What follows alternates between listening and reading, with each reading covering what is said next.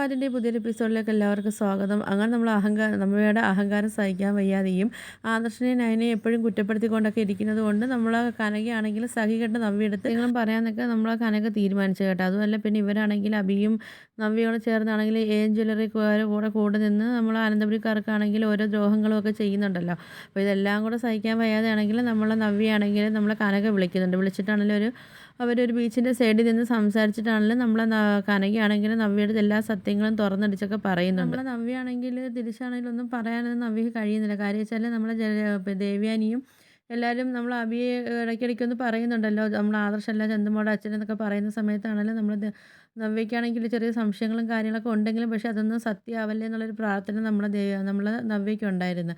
അങ്ങനെ നമ്മൾ അബിയെ ആണെങ്കിൽ നല്ലതായിട്ടൊന്നും പറയാനോ ഒന്നിനും നമ്മളെ നവ്യ തിരിച്ച് കനകയെടുത്ത് സംസാരിക്കാനോ ഒന്നും നവ്യ നിന്നിട്ടില്ലായിരുന്നു. ഇതറിഞ്ഞ് നമ്മളെ നവ്യയാണെങ്കിൽ അവിടുന്ന് കനകയെടുത്ത് നിന്നാണെങ്കിലും തിരിച്ച് പോകുന്നുണ്ട് കേട്ടോ. ആ സമയത്താണെങ്കിലും നമ്മളെ കനക പറയുന്നുണ്ട്, മോളെ നീ ആണെങ്കിൽ സത്യങ്ങൾ അറിഞ്ഞിട്ടുണ്ട്, എന്തായാലും അവൻ തെറ്റ് ചെയ്തിട്ടുണ്ടെങ്കിൽ അവൻ അതിന് ശിക്ഷ തന്നെ അവനിക്ക് കൊടുക്കുകയൊക്കെ വേണം. പക്ഷേ മോൾ ഇനി ഒരിക്കലും നയനയാണെങ്കിലും അതുപോലെ ആദർശനാണെങ്കിലും കുറ്റപ്പെടുത്തിയൊന്നും സംസാരിക്കരുത്. മോൾ അവരെ കൂടെ തന്നെ നമ്മൾ സപ്പോർട്ടായിട്ടൊക്കെ നിൽക്കണമെന്നൊക്കെ പറയുന്നുണ്ട് കേട്ടോ. പക്ഷേ നമ്മളെ നവ്യയാണെങ്കിൽ ഇതൊന്നും കേൾക്കുന്നതൊന്നുമില്ല. കേൾക്കാതെ നവ്യ ആ ഒരു കാര്യം കേട്ടതിൻ്റെ ഷോക്കിൽ നവ്യ അങ്ങനെ പൊയ്ക്കൊണ്ടിരിക്കുന്നുണ്ട്. നവ്യയാണെങ്കിൽ ഒരു വിഷമത്തോടാണെങ്കിൽ അനന്തപുരിയിൽ വന്ന് വണ്ടിയിൽ നിന്ന് ഇറങ്ങുന്നുണ്ട് കേട്ടോ. ഈ സമയത്താണെങ്കിലും നമ്മൾ അബിയാണെങ്കിലും അതുപോലെ ജലജയാണെങ്കിലും മുകളിൽ നിന്ന് കാണുന്നുണ്ട് കേട്ടോ നവ്യ വന്ന് ഇറങ്ങുന്നതൊക്കെ. അപ്പോൾ അവരിങ്ങനെ സംസാരിക്കുന്നുണ്ട്, എന്തോ പ്രശ്നവും കാര്യങ്ങളും ഉണ്ടല്ലോ, അതാണല്ലോ നവ്യയുടെ മുഖത്ത് ഇത്രയും വിഷമമൊക്കെ ഉണ്ടല്ലോ എന്നൊക്കെ അവർ പറയുന്നുണ്ട് കേട്ടോ. അതുപോലെ തന്നെ നമ്മൾ നവ്യയാണെങ്കിൽ അകത്തോട്ട് കയറി വരുന്ന സമയത്താണെങ്കിലും നമ്മൾ ദേവയാനിയാണെങ്കിൽ നോക്കുമ്പോഴും നവ്യയാണെങ്കിൽ ആകെ സങ്കടത്തോടെയൊക്കെ പോകുന്നു. അപ്പം ദേവയാനി ചിന്തിക്കുന്നുണ്ട്, ഇവൾ ഇനി എന്താ വല്ല സത്യങ്ങളും കാര്യങ്ങളും അറിഞ്ഞു, ഇവിടെ നിന്ന്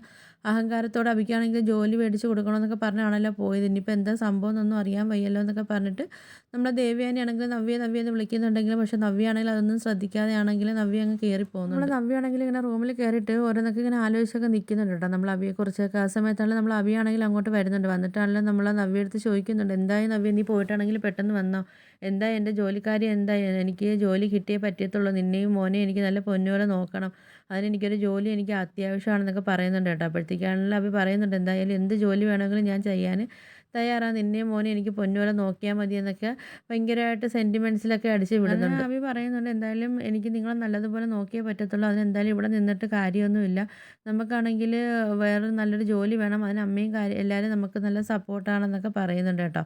അതിന് ശേഷമാണെങ്കിലും നമ്മൾ നവ്യ അടുത്താണെങ്കിൽ പറയുന്നുണ്ട്, എന്താ പറ്റി നിനക്ക്. അപ്പോൾ നവ്യ ഇതൊന്നും കേൾക്കാതെ ഷോക്കായിട്ട് നിൽക്കുക. ആ സമയത്താണെങ്കിൽ അബി ചോദിക്കുന്നുണ്ട്, നിനക്ക് എന്താ പറ്റി, നീ രാവിലെ ഇവിടുന്ന് പോയ കണക്കല്ലല്ലോ, നീ എന്താ ഇങ്ങനെ ആലോചിച്ചുകൊണ്ട് നിൽക്കുന്നതെന്നൊക്കെ നമ്മൾ അബി ചോദിക്കുന്ന സമയത്താണെങ്കിൽ നമ്മൾ നവ്യ പറയുന്നുണ്ട്, നീ എനിക്ക് എന്ത് പറ്റിയെന്നൊന്നും നീ ചിന്തിക്കേണ്ട കാര്യമില്ല, പക്ഷേ നീ ഇത്രയ്ക്കും ഒരാളാണെന്ന് ഞാൻ കരുതിയില്ല, പക്ഷേ നിൻ്റെ കയ്യിൽ കുറച്ച് തരികിട കാര്യങ്ങളൊക്കെ ഉണ്ടെന്നുള്ള കാര്യം എനിക്കറിയായിരുന്നു, പക്ഷേ നീ ഇത്രയ്ക്കും ഒരു ക്രൂരത ചെയ്യുമെന്നൊന്നും ഞാൻ വിചാരിച്ചില്ല എന്നൊക്കെ പറയുന്നുണ്ട്. നിന്നെ എനിക്കാണെങ്കിൽ ചെറിയൊരു സംശയം കാര്യങ്ങളൊക്കെ ഉണ്ടായിരുന്നെങ്കിലും പക്ഷേ നിന്നെ ആരും സംശയത്തോടൊന്നും നോക്കാതെ എല്ലാവരും അവരെ തെറ്റ് ചെയ്ത് ആദർശേട്ടൻ്റെ തലയിലിട്ടത് കൊണ്ട് എല്ലാവരും ആദർശേട്ടനെ കുറ്റപ്പെടുത്തി സംസാരിച്ച് ഈ പറയുന്ന ഞാനുൾപ്പെടെ ആദർശേട്ടനെ എന്തെല്ലാം പറഞ്ഞിട്ടുണ്ട്, അതിനെല്ലാം നീ ഓരോന്നോരോന്നായിട്ട് നീ നിൻ്റെ അമ്മയൊക്കെ എരിയേറ്റി തന്നിട്ടുണ്ടായിരുന്നല്ലോ എന്നൊക്കെ പറയുന്നുണ്ട് കേട്ടോ. ആ സമയത്താണല്ലോ നീ ചെയ്തിട്ട് നീ ഇവിടെ ഭയങ്കര മാന്യനായിട്ട് നീ നടന്നിട്ടാണെങ്കിലും നീ ഒന്നും തെറ്റ് ചെയ്യാത്ത ആദർശേട്ടൻ്റെ മണ്ടിലെല്ലാം കൊണ്ടിട്ടിട്ടാണെങ്കിലും നീ ഇവിടെ ഭയങ്കര ഓരോ കള്ളത്തരങ്ങളും കാര്യങ്ങളൊക്കെ എന്നെ പറഞ്ഞ് നീ വിശ്വസിപ്പിക്കുമായിരുന്നല്ലോ എന്നൊക്കെ പറയുന്നുണ്ട് കേട്ടോ. എന്നിട്ട് നീ പറയുന്നുണ്ട്, എന്നെ എൻ്റെ കുഞ്ഞിനെ നോക്കാമെന്ന് നീ പറയുന്നുണ്ടല്ലേടാ, ഞാനാണെങ്കിൽ എല്ലാ സത്യങ്ങളും കാര്യങ്ങളും അറിഞ്ഞിട്ടാണ് ഞാൻ ഇവിടെ നിൽക്കുന്നതെന്നൊക്കെ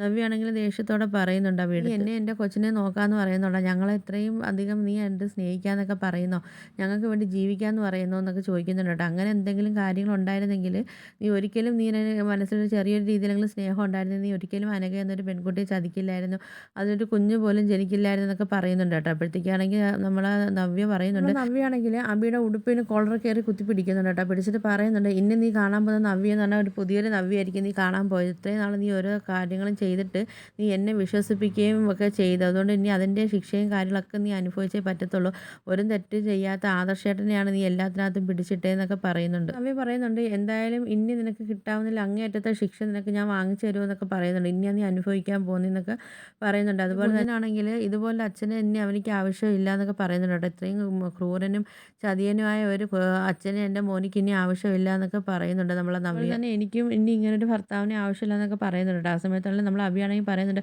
"നവ്യ നീ എന്താ പറയുന്നത്? നീ ഇങ്ങനെ ഓരോരുത്തർ പറയുന്നത് വിശ്വസിച്ചാണോ നീ വന്നേന്നൊക്കെ ചോദിക്കുന്നുണ്ട് കേട്ടോ. നിൻ്റെ അടുത്ത് ഞാൻ പറഞ്ഞിട്ടില്ലേ?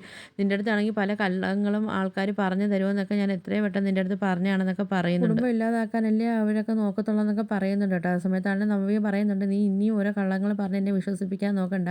ഞാൻ എല്ലാ സത്യങ്ങളും ഞാൻ അറിഞ്ഞിട്ടാണ് വന്നത്. നിൻ്റെ DNA റിപ്പോർട്ട് വരെ ഞാൻ കണ്ടിട്ടാണ് വന്നത്. അതുകൊണ്ട് നീ ഇനിയും എൻ്റെ അടുത്ത് കള്ളത്തരങ്ങൾ പറഞ്ഞിട്ടാണെങ്കിൽ എന്നെ വിശ്വസിപ്പിക്കാൻ നീ നോക്കണ്ടെന്നൊക്കെ പറയുന്നുണ്ട്. അതുകൊണ്ട് മര്യാദയ്ക്ക് നീ എൻ്റെ അടുത്ത് നിന്ന് പൊയ്ക്കോ എന്നൊക്കെ പറയുന്നുണ്ട്. അങ്ങനെ നമ്മൾ വലിയ മാന്യനാവാനൊന്നും നോക്കണ്ടെന്നൊക്കെ പറഞ്ഞിട്ടാണ് നമ്മൾ നവ്യയാണെങ്കിൽ അവിടെ ടേബിളിൽ കൊടുത്തിരുന്ന ഒരു കത്തി എടുക്കുന്നുണ്ട് കേട്ടോ. കയ്യിലെടുത്തിട്ടാണ് നമ്മൾ അഭിയടുത്ത് പറയുന്നത്, മര്യാദയ്ക്ക് നീ റൂമിൽ നിന്ന് ഇറങ്ങിപ്പോ, അല്ലെങ്കിൽ ഞാൻ നിന്നെ കുത്തി ഞാൻ കുടൽ വെളിയിലെടുക്കും എന്നൊക്കെ പറയുന്നുണ്ട്. അത് എന്നെ കൊണ്ട് നീ ചെയ്യിപ്പിക്കരുത്.